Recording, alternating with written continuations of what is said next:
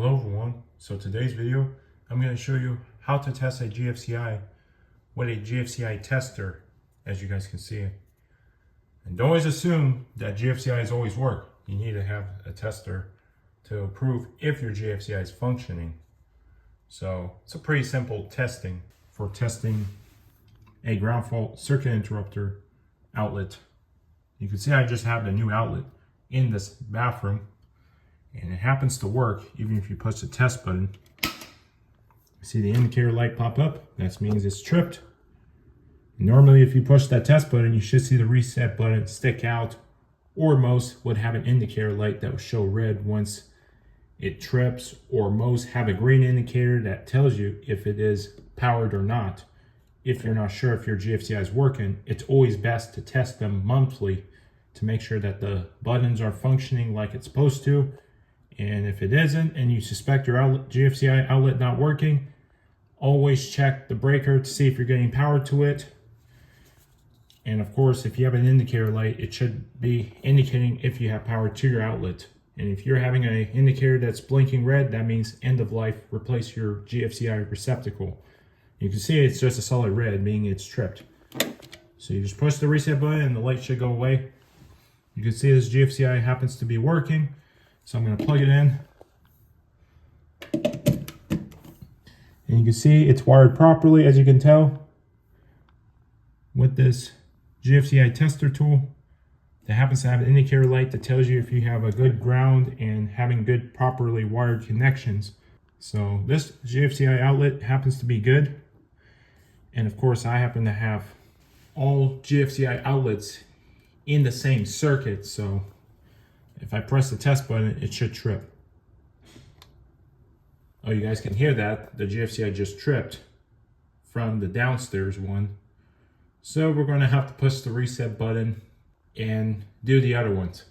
But this one, you could figure this one, for whatever reason, this one actually does happen to function, as you can tell.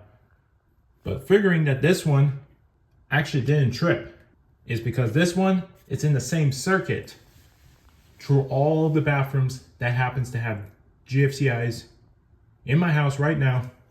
As you guys can tell, sometimes yours would trip. Even if you use this tester and you push this little button, it should trip the reset button. And if it doesn't trip and you actually found that your outlet indicator turns off, then that's how you know your GFCI circuit is in a branch circuit, GFCI circuit. So this is how you can tell if your GFCI circuit in one of your outlets happen to be branched to the GFCI circuit, being the main one that's barely from downstairs. Even if you're in the upstairs, having bedrooms that happen to have a master bedroom with a bathroom, or even the hallway bathroom, of course, because most bathrooms, even in most houses, have a branched circuit for a reason why they don't use GFCIs in these upstairs, which normally all bathrooms in code have a GFCI, which normally not just for ground fault protection, it's for the safety reasons and why most bathrooms, washrooms, laundry rooms, of course, have outlets.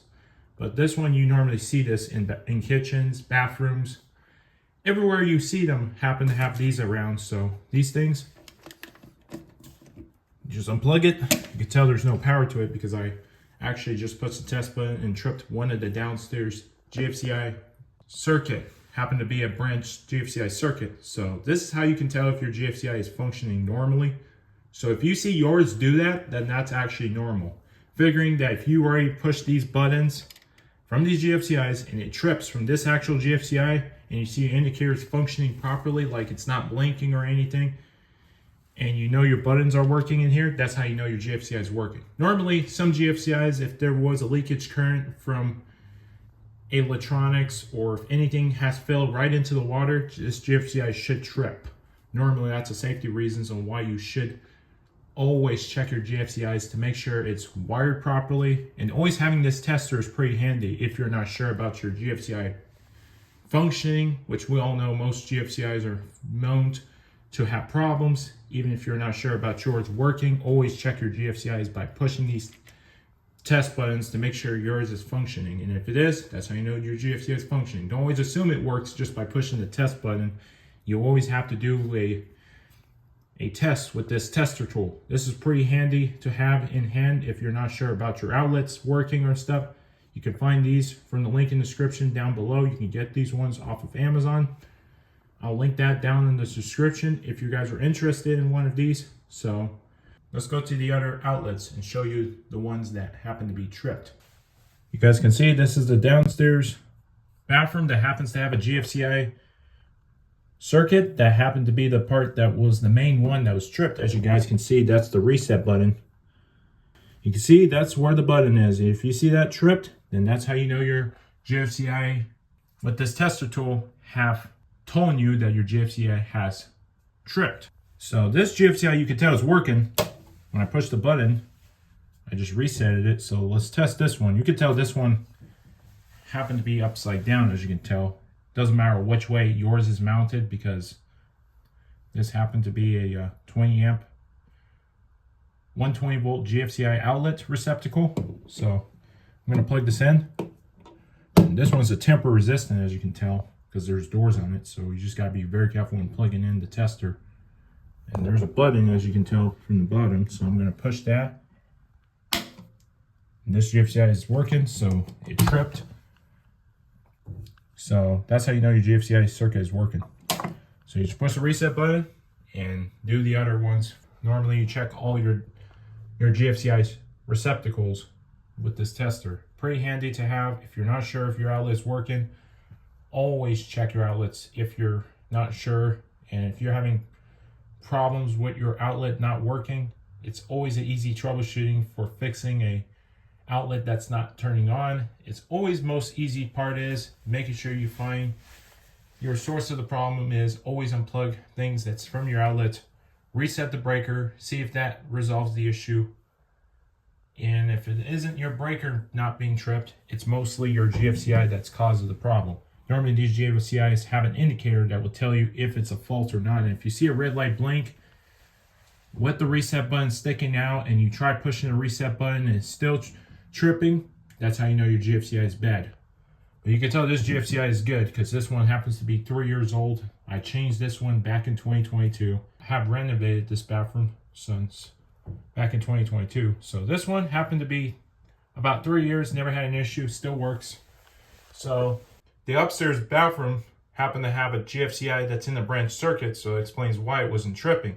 But the upstairs happened to have a working GFCI, so that's how can you tell if your GFCI is a branch circuit. That means you have the outlet that's running on the same circuit that goes from upstairs. So that's how you can tell if your GFCI is a branch circuit or not. And if you find yours with this tester and you push that button and it trips the downstairs main one, that's how you know you have a branch circuit GFCI, which is normal.